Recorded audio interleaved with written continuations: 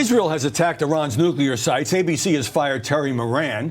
Elon Musk has apologized to Donald Trump. That and much more ahead. But first, the protests in Los Angeles, some of them violent, over the president sending in the National Guard and the Marines, have been dangerous for journalists covering the demonstrations. A number of them have been shot by rubber bullets and other projectiles fired by police, sending some of them to the hospital. And here's the outrageous part. These journalists were clearly marked press, raising the question of whether law enforcement overreacted or acted recklessly.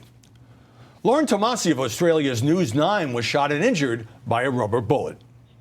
After hours of standing off, this situation has now rapidly deteriorated. The LAPD moving in on horseback, firing rubber bullets at protesters, moving them on through the heart of LA.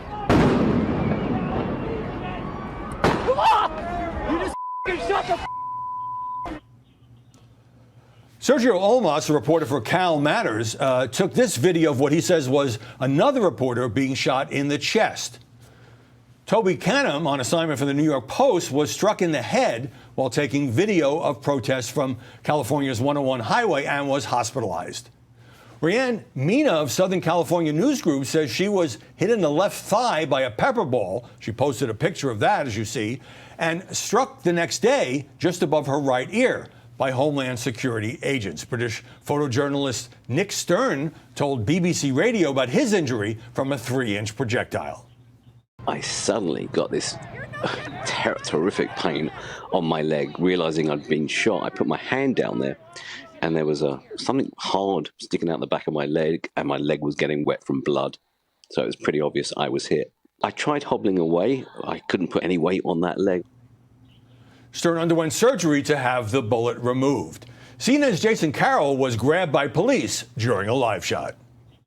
I'm being detained. I'm being detained, Laura. I'm not being arrested, correct, officer? And the officer told me to put my hands behind my back.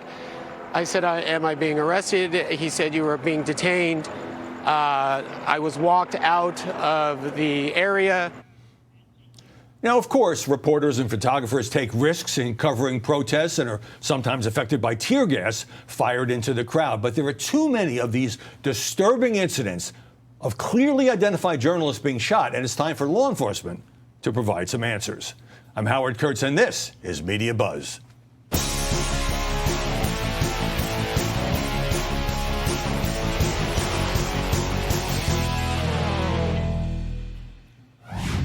President Trump is seizing on the sometimes violent immigration protests in L.A. to slam the nation's largest city. Los Angeles has gone from being one of the cleanest, safest, and most beautiful cities on earth to being a trash heap. Trump says he hopes Gavin Newsom, who's obviously running for the White House in 2028, will be arrested. And the governor dared border czar Tom Homan to do just that. The hell is this guy? Come after me, arrest me. Let's just get it over with. Tough guy. The president, who sent federal troops to L.A. over Newsom's objections, said he'd save the city. If we didn't do this, Los Angeles would burn. It would be burning to the ground right now. The governor responded with a primetime address. His agents are arresting dishwashers, gardeners, day laborers, and seamstresses. That's just weakness masquerading as strength. Now, some in the media are sympathetic to Trump's stance. Notice how the rest of the media isn't even interviewing the rioters. It's almost like they don't ask questions because they know they're not going to like the answers. He's responding exactly as he should, which is to not let these rioters take over the country. The Trump administration is enforcing the law. It's almost like with Biden's decline. We can see it with our own eyes. We see things being thrown. We see law enforcement, National Guard being threatened, of course, being disrespected. Other commentators saying the White House is manipulating the situation. People coming out in droves to express how upset they are that the Trump administration is rounding up their neighbors and their family members and their friends and people in their community. But these aren't the protests the Trump administration wants you to see. This is the visual that Donald Trump wants. He wants the visual of the National Guard, Marines coming in to quote unquote save the day. Donald Trump has not invoked any legal authority that empowers those Marines to actually do anything. Joining us now to analyze the coverage, Clay Travis, the founder of Outkick, live and in the studio, and Megan Hayes, former top official in the Biden White House. Clay, are the media downplaying the impact of the violence in Los Angeles, I guess in other cities, even if we acknowledge, as we should, that 95% of these protests are peaceful? Well, that's the key, right? Mostly peaceful protests, and it's an evocation and a reverberation, I think, of what happened in 2020 when we saw so often as buildings were burning and as violence was shown on the screen, so many reporters talking about mostly peaceful protest. And I actually think, yes, it is being minimized. But I think the Trump team in the first term learned what happens if they don't go in and they don't go in hard. And we saw the BLM riots, which obviously started in Minneapolis, spiral and lead to so much death and destruction all over the country. And to their credit right now, it seems that the overall violence has not spread substantially. I know there are other cities, Seattle, Portland, where there are flare-ups going on right now, but it's nothing like what we saw in the summer of 2020. And I think that's really what's motivating Trump's actions. He doesn't want a repeat of the summer of 2020. Megan, why is the president so intent on saying that he saved Los Angeles, otherwise it would be burning down? That seems to be the bottom line message. Because I think that's what he wants the rest of the country to believe. But unfortunately, that's not what's happening in LA. Only 5 people were arrested last night. And if you were watching the news, it looked like there was mass protests and mass unrest when there's really only 5 people that were arrested at the end of a very peaceful protest at the very end of the day. And I'm not saying that violence is appropriate at any time. That should not happen at all.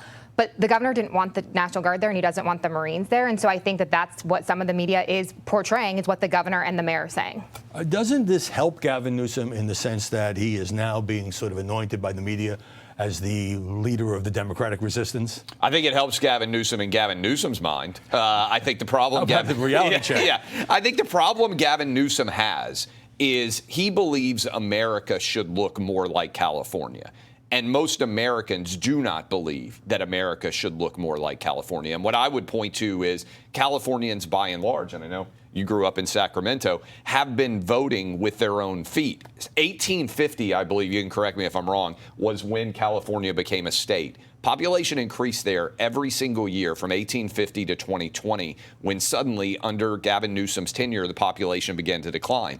Gavin Newsom's own in-laws, they moved to Florida to live with Governor Ron DeSantis. And I think, look, California was, when I was growing up, it was a aspirational place to go. All right, well, you're going broader here. Yeah, but I think the problem that he's got is he still thinks he's selling California in the 1980s, and California in the 2020s is not that. And I think as a result, he is not making himself more of a national figure. He's just reiterating the larger problems. But why does he keep saying, Megan, go ahead and arrest me? Because it would be great optics. It looked like he would love to be arrested. Well, he knows they're not going to arrest him, right? So they're all just it's a little bit of their theater. Ego, right? He's just playing to Donald Trump. Donald Trump's playing to him. It's great TV. It makes for great ratings. It makes for great theater. And as you're saying about him thinking that he wants the rest of the country to be California, it's interesting because he is trying to moderate. So this is not helping him to moderate, which he was trying to do in the last couple of months. So he is in an interesting juxtaposition right now. Well, for people who haven't been following this, I guess it was 60 years ago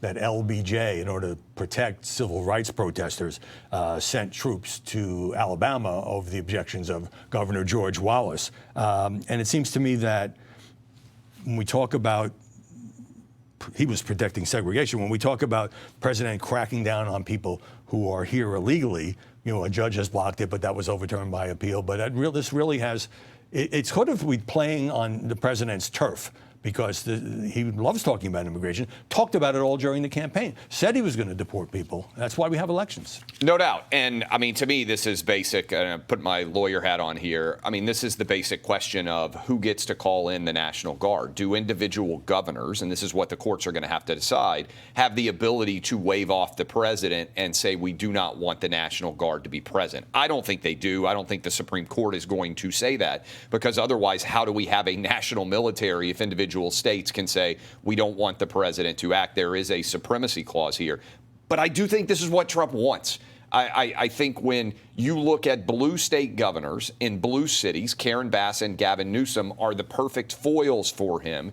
I do think he believes it's the right decision for Los Angeles, but the message that is being sent on a larger scale, I think, is important. And I think he looks at Minneapolis, and I think he looks at the state of Minnesota. And if he had a redo, I think he would have sent the National Guard in a massive way in the immediate aftermath of George Floyd. And maybe we don't have the nationwide protests and the rioting and destruction and burning and pillaging of buildings that impacted so many people and so many small businesses. Megyn, how is it that many in the media are accusing the president of threatening democracy, and at the same time, they're defending sanctuary cities, which, if you stop and think about it, why should any city or state have the authority to say we're not going to cooperate with efforts to identify and arrest people who are here illegally, broke the law? Maybe it was 10 years ago, but still. I think people in the media are saying that they are trying to imprison or to take away free speech from people. Like when Trump said that people couldn't protest at the military rally yesterday, they'd be met with great force. And I think that that's what people yesterday with the No Kings rallies were out there actually doing and showing their First Amendment rights. So I think there's a little bit of a difference. But you would agree that throwing rocks and bottles at police officers that's wrong. Doesn't fall into the category of free speech. Full stop. No, not unacceptable. Yeah. But people should be able to go out, as we saw yesterday in many communities, and tens of thousands of people were out marching peacefully. And it was 95% in just a few places. It wasn't. But I also think that the sanctuary cities, people elected Governor Newsom. People elected Karen Bass. I worked for Governor Davis when he got recalled. If people do not like Governor Newsom's policies, they can recall. California is familiar with doing that. They can do that. And they're not doing that. So that is what they want in their cities and in their communities. Well, here's an important development, though. The New York Times first to report that Trump has told ICE to stop these immigration raids at farms, hotels, and restaurants. Obviously, Trump comes out of the hotel business because it's hurting their businesses. And he says taking very good long-time workers away from them, with those jobs being impossible to replace.